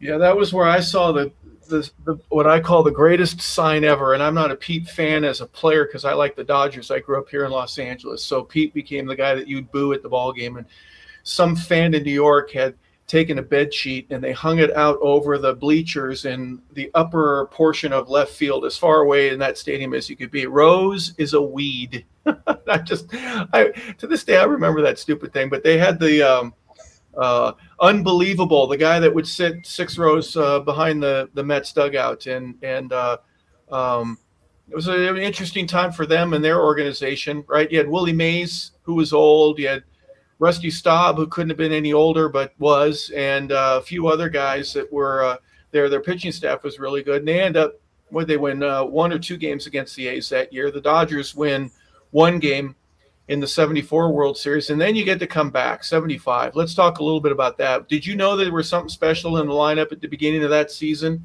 Even though it's your last in Cincinnati, that was your glory day, if you don't mind me saying so. Great year. In spring training in 75, Pete called a little meeting and he said, we've been to this thing, we've had 3 chances to win one of these things. He said, let's readjust our goals and let's win the doggone thing this year. How about that, right? And so the attitude going in was, we got it. We got everybody we need to win this thing, and let's just go do it, We were heavily favored in that one against the Red Sox too. I think we won 106, I think, in 75, and but Boston took us to 7, and I got to Davey was Davey then. I mean, Davey. By the way, Davey Concepcion should be in Cooperstown. He should be in Cooperstown. He's in the Cincinnati Reds Hall of Fame. He should be in Cooperstown. He's got numbers better than most guys that play shortstop that are in Cooperstown. Right. So as much as I competed with Davey, he belongs in Cooperstown. So Davey's he's on his own, man. He's doing great. Everybody's having a great year. I'm coming off the bench doing whatever I could every 3 weeks or so. And we get to this World Series, and we get in trouble in a couple games early. And Sparky always, if we're in trouble early and we're behind early, with Davey playing the way he was, we also had Doug Flynn, a real good friend of mine. Doug was the other utility player in 75 and 76. So they could pinch hit me against a right-handed pitcher early in the game. And that happened in the 4th game, or the 3rd game. No, I'm sorry, it was the 2nd game in Cincinnati against Louis Tiant. And he struck me out. And we lost that game. Anyway, we go to Boston for games 6 and 7, and we're up 3 games to 2, and so we're feeling pretty good about it. And it starts raining. It rained for 3 days. Yeah, I can remember my wife and I were washing out our underwear in a hotel room because we didn't pack for a week. We packed for 3 games. So Boston was you get to play a World Series in Boston, and just think about the history of a place like that. And it's still standing today. I mean, it's just, I got to play there. Every time I watch a Red Sox game, I think, man, I stood in that box right there. I stood in that batter's box. In the 6th game, which was, and Bob mentioned this earlier, the 6th game, the 1975 World Series was voted by Major League Baseball as the greatest World Series in the last 50 years. And then Game 6 of the 75 World Series was voted the most exciting World Series game in history. Now, that may have changed since this one vote came out. A couple more World Series have been played. So, and then in Game 6, we're down early. Gary Nolan, Don Gullett gets roughed up a little bit early, and I go to pinch hit against Louis Tiant. And my claim to fame in that World Series is I backed up Carl Yastrzemski to the Green Monster, and he caught it with his back up against the wall on the warning track out there. But it only went about 260 feet. That's about that wall. But anyway, it was really funny. One of those speeches I made to a men's group out in Colorado one year, they used they got that video of me pinch hitting in that World Series, and they used it as my highlight film as they introduced me. flying out to left field. Yeah, here's Darrell popping out, which is a routine can of corn, right? And any other part. Yeah, it wasn't a pop out, but it was a soft fly ball. There you go. But I got to pinch hit in the one of the greatest games in the history of baseball. That Game 6, man, I tell you, I didn't have any fingernails left after that one. We were just pitch after pitch, play after play after great play, key hit. Oh my! And then my good friend Bernie Carbo, who I played in Double-A ball with in Asheville, North Carolina. Bernie was with us.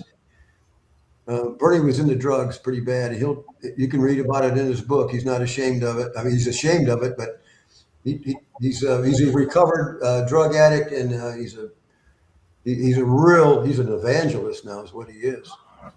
He brought Pete Rose to Christ before Pete passed away. Bernie's in this World Series, and he can't remember how he got to the ballpark that night on Game 6, let alone to come in and pinch hit in the 8th inning with his team down by 2 or 3 runs, and he looked really bad on 2 strikes from Raleigh Eastwick, and then he hits a home run to tie the game, and then Carlton Fisk hits that famous walk-off home run in the 14th inning, and you'd have thought that the Red Sox won the World Series that night, but they didn't. We won it the next night. There's a story that, tell me if there's any truth to this, about the 7th inning. You know, it'd been 3-0. It was tied at 3. Pete walks up to the plate and he kind of circles around. He's batting left-handed, and he says, and by the way, he goes 2 for 5 that night. He looks at Pudge and the umpire. He goes, "What a game. This is an amazing game." Then he comes up in the 9th inning and he's hitting right-handed. And he goes, "I'm going to tell you what, fellas, this is unbelievable. What a great game that we're in." It comes up in the 11th or the 12th. And I'm sorry, I don't know the exact proportion to this, so please forgive me. But the gist is, he gets into the box, into the 12th. He goes, "I don't know about you." And he's digging in and he's looking down. He goes, "I don't know about you guys. This is the greatest game I've ever been a part. Isn't this amazing? What a great game this is." And I think he grounds out the second. Pudge hits the home run. Pete gets his stuff in the dugout, and he's going to the clubhouse, and he goes by Sparky and he goes, "Hey, Skip, I think this is the greatest game that I know. I've never played in anything like. Wasn't this a great game?" And Sparky says, "Peter, I'm not going to sleep tonight knowing that we've got Game 7 tomorrow, and you're going to go around talking about this." He goes, "Oh, don't worry, you're going to win tomorrow, but this was a great game." He grabs his bats and he goes in. What a great game this was. What a fantastic game. Well, did you hear him say anything like that during That's all true. I didn't hear. Really? Okay, well, thank you. I'm amazed. That's all true. I had no conversation with Pete, but after he got down with Sparky in the runway there, saying we got tomorrow and all that kind of stuff, that's all people all around the locker room. Then it was, "We're going to get him tomorrow. We got this thing tomorrow," right? And all that. But all the guys that knew Pete better than I knew Pete, all those quotes from him were true. One at bat led to another at bat. He got greater and greater and greater until he finally said, "It's the greatest game I've ever played in." Yeah. Yeah. And Bob, you know Pete as well as anybody. I mean, that part of baseball history, the Game 6 drama for a Boston fan obviously lives in infamy. But you know what, Darrell, you're in the lineup the next day and you're warming up and you go in the clubhouse before the national anthem and you're like, "We got this," and you did.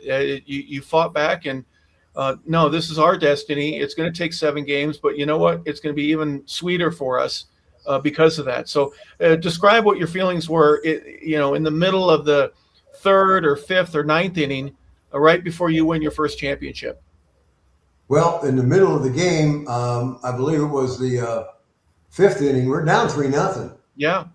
We're down 3-0. And Merv Retman and I, we kind of sat by each other during the World Series. You're superstitious, and when we sat together, we seemed to score some runs. So Merv and I sat next to each other, and I remember Billy trying to throw that ephus pitch to Tony, and Tony hits it out of the ballpark. He hits it into the river, right? Yeah.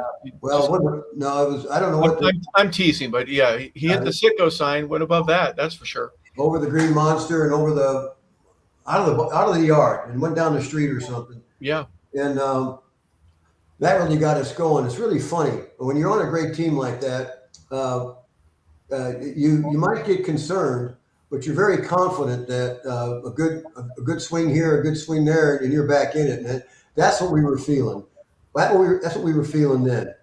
When I almost broke my neck in the dugout when Fisk hit that home run. Earlier in the game, George Foster made a catch down the left field line with the bases loaded. Denny Doyle was on third base, and he threw the best throw I can imagine from the position that he was in, with fans trying to grab the ball out of his hand and everything as he threw. And George didn't have that strong of an arm or that accurate, but he made the greatest throw of his life to get Denny Doyle out. There was bases loaded, nobody out. Now you got 2 outs and no runs in. And then when Fisk hit that home run, me and Merv were sitting next to each other, and we both jumped up like, oh no. And I hit my head. The dugouts there are real small. They still are. Yeah. I hit my head on the top of the dugout, and I thought I sprained my neck. And I'm thinking, holy smokes, man, this thing really hurts. But Larry Starr, our trainer, kind of got it out of me the next day. So when we won that thing, Merv and I were sitting next to each other yet. And Will McEnany, who got the last out with Yastrzemski up, it was only 1 run lead, and Yastrzemski's up. I mean, nothing's a sure thing with Yas hitting, right? So we're on the edge of our seats then, because I wanted to get out there and just hug everybody. And when the last out was recorded, when Geronimo caught that ball off of Yaz's bat, Merv and I got out there pretty quick. And if you look at the highlights, I know where I come in, because I kept my stirrups and my socks higher than most guys, because I used to work on stretching them, because we weren't allowed to stretch them. Correct. Yeah. And so I said, there I go. That's my socks going into the pile there. And then just hugging. I went around and hugged everybody on the field, and we ran off the field. And back then, you don't come back out on the field and thank the fans and all that. We were in Boston anyway. But I remember going around and hugging everybody on that team, and every coach and our manager too. I just said thank you to everybody. And I just said thank you. I mean, I get to wear a World Series championship ring, and I got on the plane. We were celebrating for quite a while. When we got on the plane, our wives were already on there. They probably had a few glasses of wine. And my wife wanted to make out with me. She was so happy. It was. And the next day, and back then, I had a radio show. A guy named Lou M., who was a radio guy in a morning drive in WHIO in Dayton, Ohio, had hired me for $5 a game to call in every morning at 7:30 and do a commentary on the game the night before. And he paid me $5 a game, and I got my broadcasting license. No matter where we were, I'd call in. So if we're out in LA, 7:30 in the morning, I'm calling in at 4:30 in the morning. So I got up early and I go back to sleep. But I did these shows. So the next day for our parade, Lou wanted me to call in at 4:30 in the morning. Oh, no way. And of course he wants you, but come on, you haven't slept a wink, have you? I didn't call him, but my phone kept ringing and ringing. I knew it was him. And he says, I'm going to wake you up. I don't care how hungover you are. I'm going to wake you up. You're going to tell us how it is. And I had a great conversation with him. I can't remember what I said. But then we get up and we get dressed. And we're going to go down there for this parade. And I'm thinking, what's it going to be like, Downtown Cincinnati is a pretty cool place, and it's all during the baseball season, man. It's all red. I mean, it's a great baseball town, and they got the square downtown. We started the ride from Riverfront Stadium, which is only like a 5-minute ride, and Cindy and I are in the car, And everybody had their own car. And of course, all the big guys are coming behind us, and we're going first. But going down those streets of Cincinnati, working our way into the square there for the celebration, to hear people just chant your name and realize that you're going to be called a world champion for the rest of your life. I don't wear this ring very often anymore. I wear it when I do things like this. There's not very many of these out there, and I get to wear this, and I'm so proud of it. And those people in Cincinnati, they were literally hanging out those 90-story buildings, and I don't know how any of them didn't fall out of there. They were throwing stuff and confetti, and it was really big time. And when we got to the square, and we all had a chance to look at the crowd, and just from the top of the buildings all the way around us, and just celebrate with those people. And then all the big guys had a chance to thank the fans and everything. And then of course I was a player rep, and I'm shy when I'm asked to take the microphone. So all the guys that were sitting on the bench with me, and the pitchers that weren't very well noted, said, "Go up there and say a few words for us." So I grabbed the microphone for a little bit, and I said, "I just want to say thanks to you fans for the rest of us on this team too." And they all gave a nice applause, and that was that. But it's something that you never forget, and you dream of when you're a little kid growing up. Of course, when you're dreaming a little kid growing up, you're dreaming about being the guy that's the hero in one of those games. But I've come to understand you don't have to be a hero to enjoy that kind of success, and like I said earlier, have an impact on people's lives as time goes by. What a great moment, for you personally, and then obviously for the city itself, the historical aspect of it. They end up winning the '76 World Series, but you didn't get to be a part of that, Darrell. What happened during that offseason? I was a player rep, and we had the general managers had their winter meetings on December the 9th, 10th, and 11th, I think it was, something like that, or 4th, 5th, and 6th. It was early in December, and I get a call from Dick Wagner, the assistant general manager of the Reds, and we were talking about a labor issue for the union. And I said, "By the way, Dick, you're not trading me, are you? You're not going to trade me while you're down there, are you?" He said, "No, we're not trading you." The next morning, I'm in my car on my way to make a breakfast speech, and I got the radio station on, WLW. "Darrell Chaney has been traded to the Atlanta Braves for Mike Lum." And I go, "Wow, man, he just told me last night he wasn't trading me." We didn't have cell phones back then. I said, "I got to hurry up and get to the phone so I can call Cindy, let her know, so nobody, she didn't drive off the road herself, And so anyway, that's how I found out I got traded. And I went off and made my speech, and I told the people I was talking to, I said, "It's the last one I'm going to do here for a while." Because I was employed by the Reds in the off season to the public relations department to give talks, and so it was at the moment, because Bob Howsam called me the next day when I was traded, and he said to me, I said, "I just want you to know, this is going to be a good opportunity for you to play every day. You're not going to get to play every day here." And I said, "Well, I thank you for that." And then he said to me, "If you ever want to come back to this organization in the future as a player, if I'm here," he said, I'll get you a job." And so that made me feel good.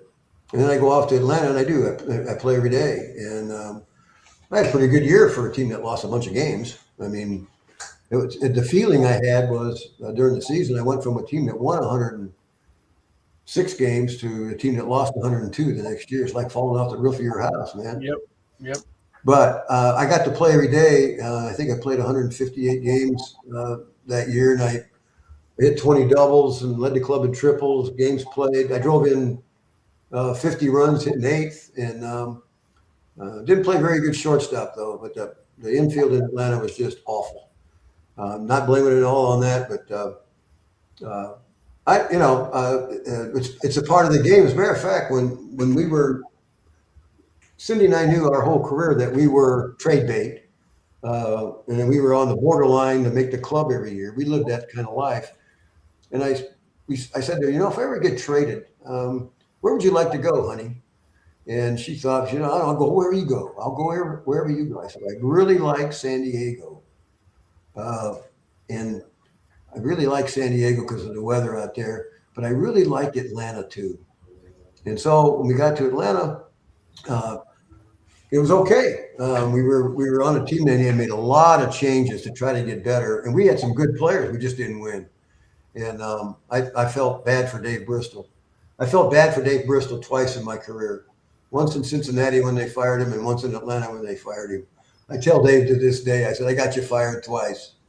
but it was a change of pace, and we went from averaging 35,000, 40,000 people a game in Cincinnati. There was one game in 1976 when school went back in. I think it was in September for sure, where there was about 900 people in the stands, and that counted about 8 pregnant women. Yeah. So it was quite a change of pace there. Yeah. Well, you got there right when Ted bought the team, right? Yeah, not too long after I was traded. I think it was about a week. He bought the club, and boy, oh boy, we'll be another. We'd be here another couple hours. Tell you all those stories about Ted. Excuse me. Anyway, my first social function that I went to, I told Ted, this is before he went to spring training, I said, I got a broadcasting license, so when I'm done playing for you, I'd love to have an opportunity to get in the broadcast booth. My plan was, when I got done playing, I was going to become a Bob Uecker. And I went to school for it, and I thought Al Michaels, who was our radio guy when I first got to the Reds, he's the guy that enrolled me in the Columbia School of Broadcasting because he thought I had a resonant voice. And so, boy, you popped that up there real quick. Way to go. So Al enrolled me in the Columbia School of Broadcasting, and I practiced. I had my license when I got to Atlanta. I told Ted I'd broadcast for him. And then I would go to the studio. They had Columbia School of Broadcasting, also had a studio in Atlanta. And I'd go down there every now and then and play around, and I could do everything. You learned everything from spinning 45 records to on-camera work and things. So sure enough, after I got done playing, I got released from the Braves. I thought, well, that was it. I tried to get hooked back on with the Reds because Housen said I could. Well, Housen was gone, and so I went to work in the real estate business. But I had this desire to stay in the game, and next year I was in the real estate business for 1 year, and then Ted called me up and said, hey, I'm going to expand our 3-man crew on both radio and television to 4, and would love to have you join us. And there's Skip Carey, Ernie Johnson in the middle, and Pete Van Weeren on the right. All 3 of those guys are in the Braves Hall of Fame. Yep. All 3 have passed away, and the other one on the right is, I think that's Billy Sample, who took the job after me. I lasted 2 years, and to this day, I don't know why I didn't last longer, because I went in, the Braves called me in the year that we had a real high ratings on TV and radio, and I was a part of that.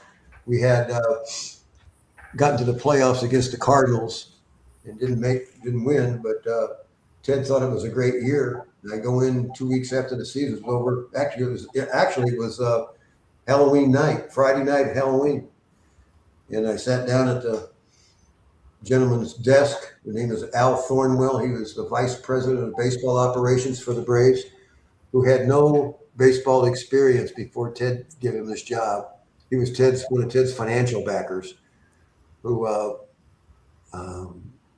I think his fortune was made in the garbage collection business in Augusta, Georgia. I think that's what it was. Anyway, Al turns around and tells me we're going to make a change in our broadcasting team. And as naive as I could be, I said, "We are. What are we going to do?" He said, "Well, we're going to let you go." Boy, I didn't see that coming. No. I got to do it for 2 years. I really, really enjoyed it. As a matter of fact, somebody just put on YouTube or Facebook me calling a home run against the Dodgers. The Braves were playing the Dodgers, and Rick Mailer, a pitcher, hit a home run, and I called it, and I said, I sounded pretty good. I don't know. Still don't know how they let me go. But when the good Lord closes one door, He's going to open up another one. And like I said before, if we had to do all over again, know what was going to happen in our lives, and I would say, let's do it again. Before we go, talk a little bit about the change that TBS and the Superstation had, along with WGN in Chicago. You were the only other place to watch baseball, and because the Cubs were still a day-only crowd, you had a very unique audience, didn't you? There were folks from Kansas City and Denver, Portland, that probably pat you on the back every now and then, go, "Hey, I was a Braves fan because of you for a couple of years." I used to watch baseball in a city where we didn't have a team, and the Braves became they became America's team. Yeah, and that was part of Ted's plan when he bought everything, was just to use that. It was called WTCG. When he moved it to Atlanta, he changed it to WTBS. But the signal that he had and the market, the spread, was much larger than even the day games that the Cubs had. And I mean, I can remember I had a lot of fans in North Dakota at our Air Force base out there. Some people out there really love me. I don't know why, but one year we got I think it was the second year I was there. Pete and Ernie and I and Skip Carey, we got a giant cooler from some fans in New Orleans, and it was full of a crocodile, barbecued crocodile meat. Yum, yum. It was we had to cook it. It was barbecue sauce was on it, but it came. And we split it up. And I said, "Well, I'm gonna try this stuff," and it was really, really good. But yeah, we had that. That's how we called America's team for a while. I mean, good or bad, people love baseball. They're going to watch it, and they did. Yeah, that was a very interesting part of history where everything was changing, and you've been a part of it, obviously, Darrell. With this Curt Flood free agency in '72. Going to the World Series, winning it in '75, and one of the greatest series ever, coming to Atlanta, being a part of the Superstation afterwards. You've had a really interesting place in baseball. What is your appreciation level like? I know, as humble as you are right now, I appreciate and loved all of it, Harper, but is there anything that sticks out in your mind's eye that go, if there's anything that I'm really happy that I was able to be a part of, what would that be? Well, the World Championship team, for sure. Sure. I think one of the things we didn't talk about today was in 1969. I became involved in baseball chapel. A shortstop for the Minnesota Twins named Danny Thompson, who died of leukemia, right? Died of leukemia. I found out 2 years later he was gone. And Danny, and you might know this guy, Bob. Watson Spolstra was a sports writer for the Detroit Free Press, and Danny Thompson hooked up, and they decided, we can't get to church on weekends. We got Saturday night games, Sunday doubleheaders. Why don't we start getting somebody to come in and talk to the players about spiritual things on Sunday mornings in the clubhouses? Do one team while the other team's taking BP, and then go to the other clubhouse. And so they started this thing called Baseball Chapel. Yep. John Warehouse. Yep. There you go. And I'm really proud to say that I got involved in that in the year one. It's really, really grown into the minor leagues. But we would have a guy come in and give his testimony, or just talk to the guys about things that might be on their mind, sit and talk to them about spiritual things. And I saw some guys that got involved in going to those baseball chapels, and it was open to the club. And if you had all the guys show up or just a couple of guys, it was on every Sunday. And as a chapel leader, you would meet the speaker that was coming in that morning for breakfast and get to know him and everything. So I got to meet, a guy like Billy Zioli, and one of my favorites was Nick the Greek Perophilos, who was a prison guy. He was in prison as a bad dude, but he spoke to us a couple of times, and it gave me an opportunity to talk to guys about spiritual things and have an influence. And we talk about our eternal impacts and everything on guys. It was a way for me to grow in my faith too, because I couldn't find another avenue to get to church. And so I was the chapel leader for the Reds, and then when I got traded, I took it over for the Braves. And then in Atlanta, I became one of the guys that went and spoke to the Braves chapel. And it's grown from just a chapel program like the Catholics now in Atlanta. There's a mass before the game for the guys that Catholic want to go to mass, and then there's the baseball chapel for the guys that aren't Catholic and don't want to go to mass. So it's just grown, and I don't know how long you guys want to go, but let me tell you a story about this, because when you talk about impacting people's lives, this is where I wanted to go with this thing when you asked me about what I'm really proud of. When I just got traded to the Braves in '76, not just, but I got traded to the Braves in '76, and I'm the chapel leader for the Braves, and we've got a speaker in Cincinnati. We're on a weekend trip to Cincinnati, and we took along our bat boys as a little bonus for them. They're all 17, 16-year-old kids, and we just wanted to say thank you for them, so we took them on the road with us. We had a little African-American young man named Arthur Neal, bat boy. And these bat boys, as you all know, they just don't pick up the bats and put them in the bat rack. They clean your shoes and your clothes and bring you food and sleep at the clubhouse all night, make sure everything's hanging right when you get to the ballpark the next morning. So these kids were really fired up about coming to this Cincinnati trip, because the Big Red Machine in '76 is still a Big Red Machine, man. And I'm the player rep.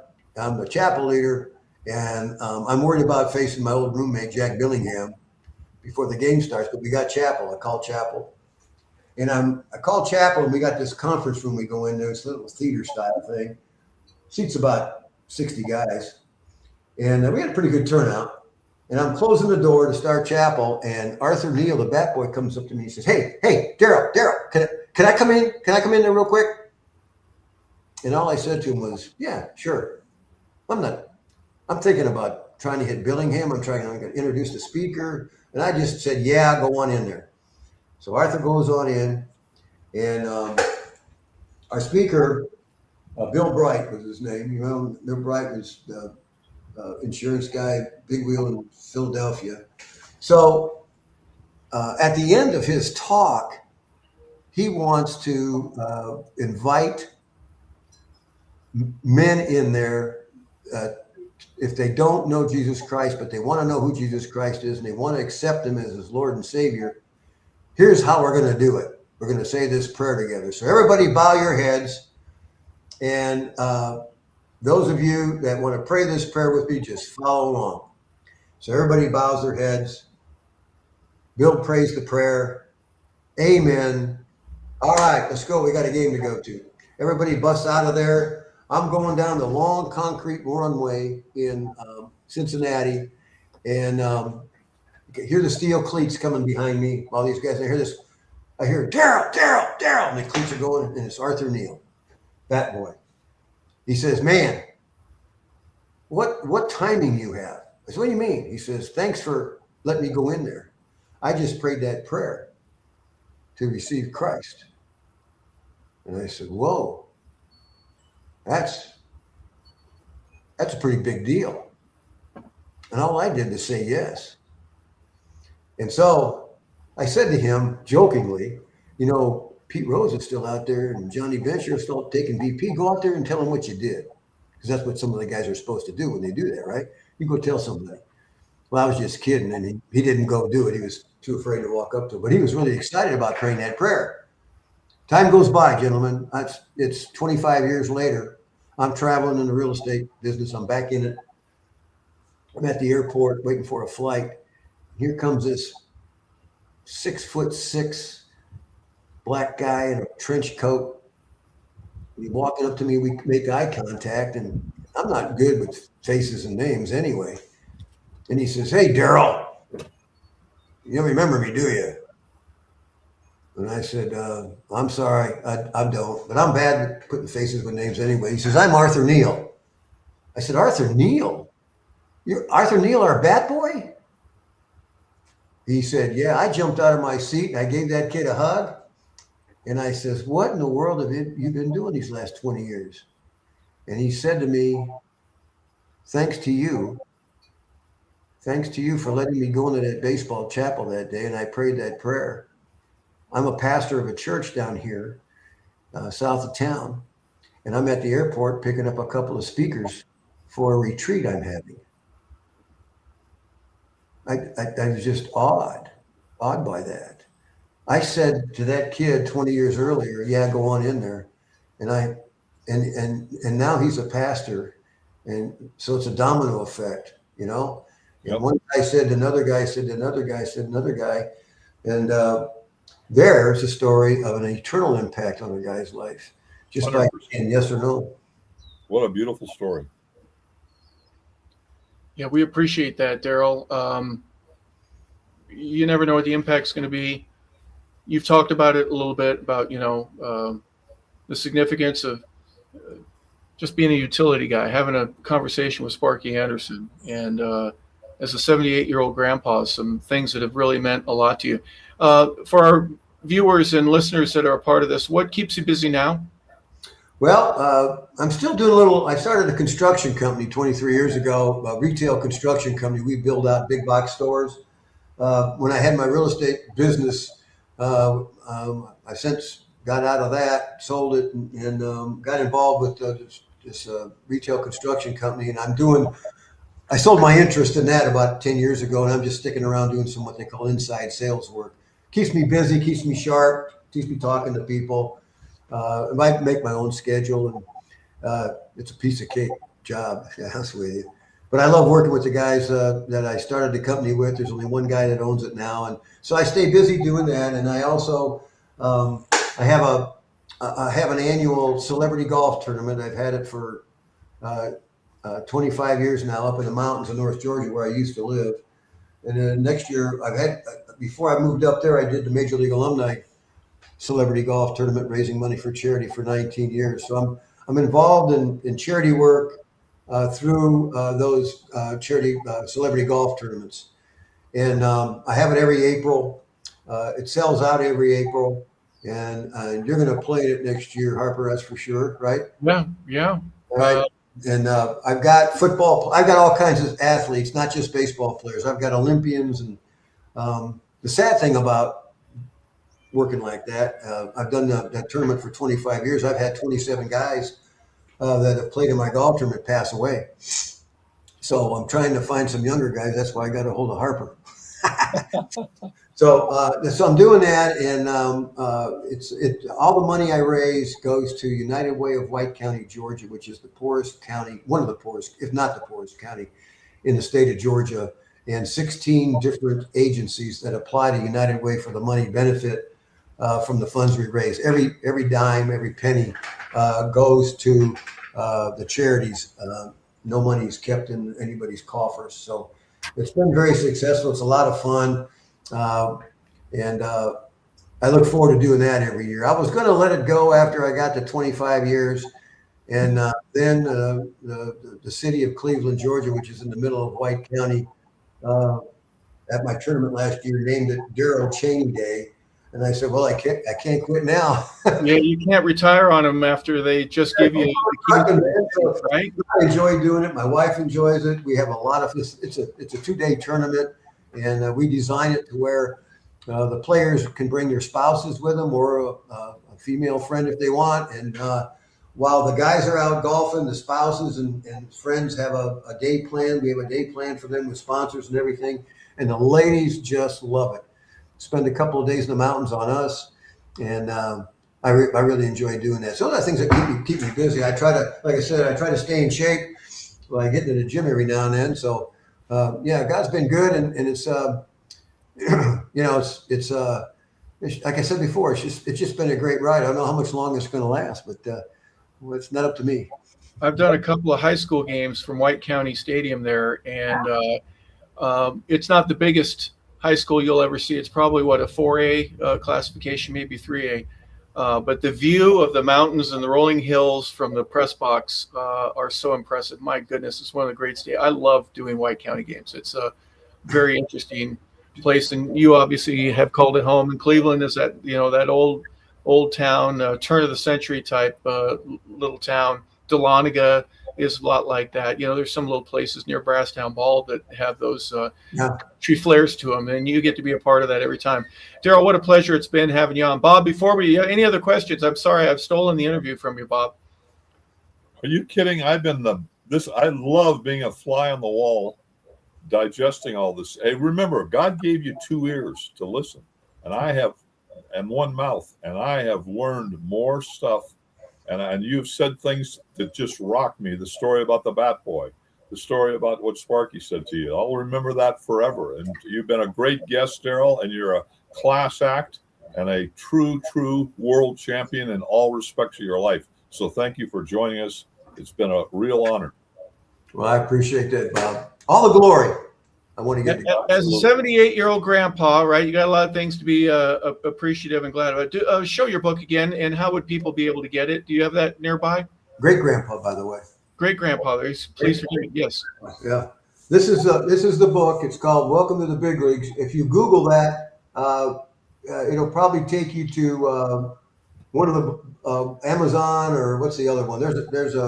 This book is 14 years old now, but it's called Welcome to the Big Leagues, Every Man's Journey to Significance, the Darrell Chaney story. And it's written by Dan Henninger. That'd be great. So, you said early and often that you wanted to have an impact on other people's lives. That's obviously been a big portion of who you are and what's important to you. And thank goodness there, as a 12-year-old, that you had some guy like Ernie Banks put his arm around you and pass along seeds of significance and growth and dreaming big. Hey, Harper, that 12-year-old that Ernie Banks put his arm around is the same as him telling the Bat Boy, you can come in. You get how we impact each other's lives. Ernie Banks impacted his life. He impacted the Bat Boy's life. And I'm going to tell you this one story. Steve Bilko was my idol. We had no big league baseball out here when I was a kid. Steve Bilko?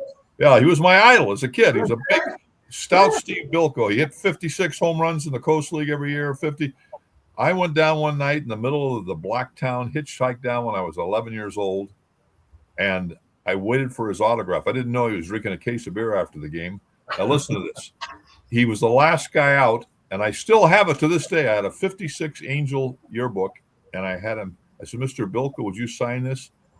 He said, sure, son. He signed it, and he tousled my hair and said, thanks for waiting, kid. I didn't wash my hair for a month. There you go. That's I know exactly what you're talking about. It wasn't Ernie Banks. It was Steve Bilko was my guy. I ran across Steve Bilko somewhere along the line. I don't know how long he played. He played 10 years in the big leagues, but he was a rock star in the Coast League. League, yeah. What do you know when his last year in the big leagues was? 1961 with the LA Angels. Okay. Yeah, maybe I ran across one of these old time. Or 62. I'm sorry, 62 with the LA Angels. That's about the time you were, just getting into high school, if I'm not mistaken, right? I was start thinking about becoming a 3-sport athlete. No kidding. Yeah. Well, you accepted a scholarship to Ball State. You turned down Era Parsegian. Good for you, Darrell. That story. And he's Irish and he's Catholic, and he turned Era down.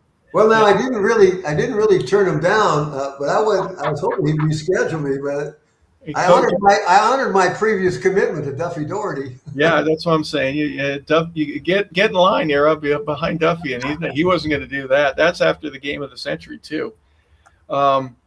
whether it be Ernie Banks or Ernie Johnson or just anybody that gets in your way. You've done a great job. You've exemplified what it means to be a big leaguer, and I want to thank you for being here, Darrell.